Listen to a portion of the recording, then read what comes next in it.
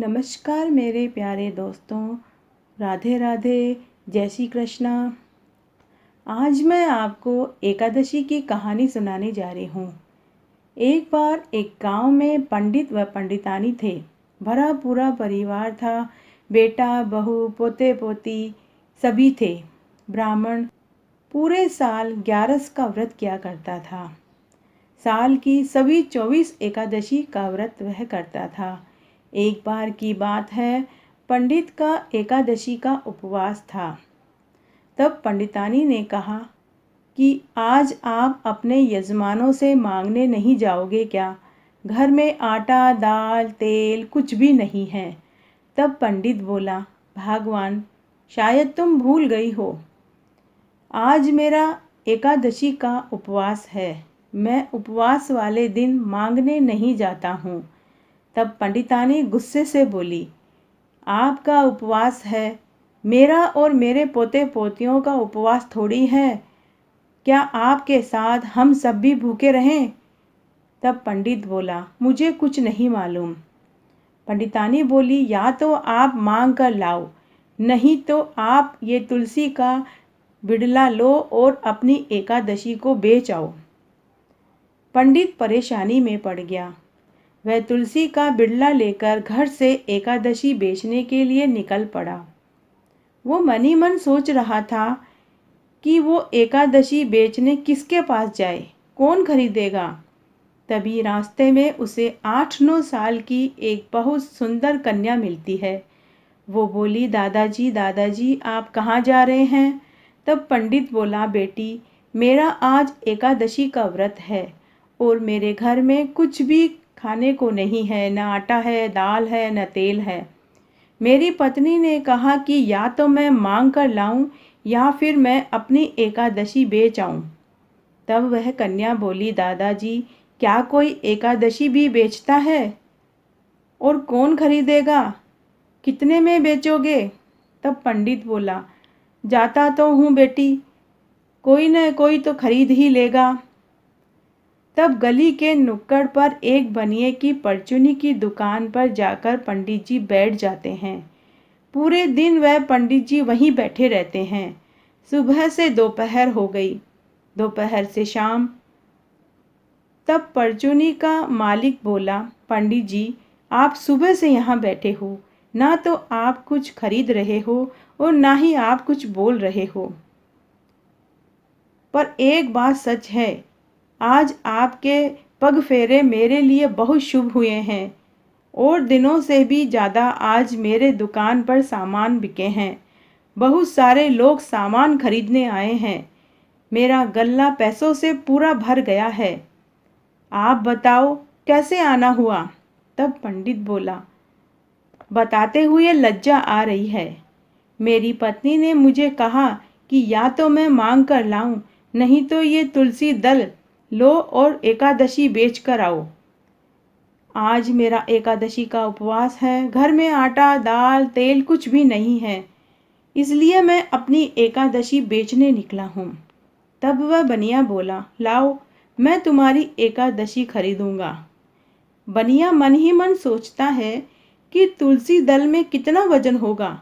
सिक्के 2 सिक्के लगेंगे और बनिए ने तराजू के एक पलड़े में तुलसी दल और दूसरे पलड़े में गले में से सिक्के लेकर रखने लगा। तुलसी दल वाला पलड़ा हिला भी नहीं। बनिए ने गले के पूरे सिक्के उसमें रख दिए, लेकिन तुलसी दल वाला पलड़ा टस से मस भी नहीं हुआ। बनिया चकरा गया। वह अंदर दुकान से और सिक्के लेने चला जाता है। तब पंडित अकेले बैठे बैठे सोचते हैं, एकादशी व्रत में इतनी शक्ति है, तुलसी दल वाला पलड़ा हिला ही नहीं। तब वह एकादशी ना बेचने का मन बना लेता है। एकादशी व्रत की शक्ति को जान लिया है, अगर मैंने इसे बेच दिया तो मैं तो बर्बाद हो जाऊंगा। तब पंडित पलड़े में से तुलसी दल उठा लेता है।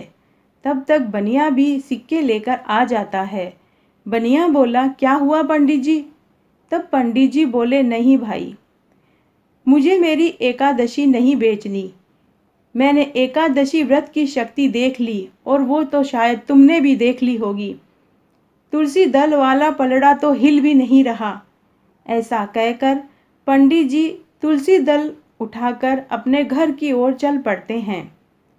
तब उसी जगह वही 8-9 साल की कन्या मिलती है। वो बोली, दादाजी दादाजी, क्या आप एकादशी बेच आए?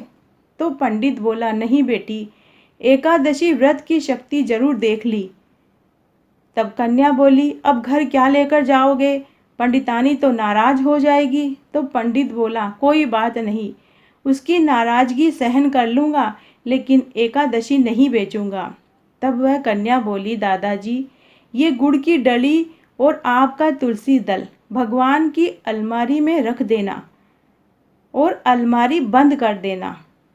पंडित ने गुड़ की डली ले ली। घर आया तो पंडितानी पड़ोस में गई हुई थी। पंडित ने गुड़ व तुलसी दल भगवान की अलमारी में रख दिया और अलमारी बंद कर दी और खुद कमरे में जाकर सो गया। शाम को पंडितानी जब घर आई तो घर में अन्न धन के भंडार भरे थे। अलमारी में हीरे, मोती, सोने, चांदी और रुपये की गड्डी पड़ी थी। पंडितानी ने रसोई में देखा तो रसोई में भी अन्न, दालें, तेल, घी, गुड़ सब के भंडार भरे थे।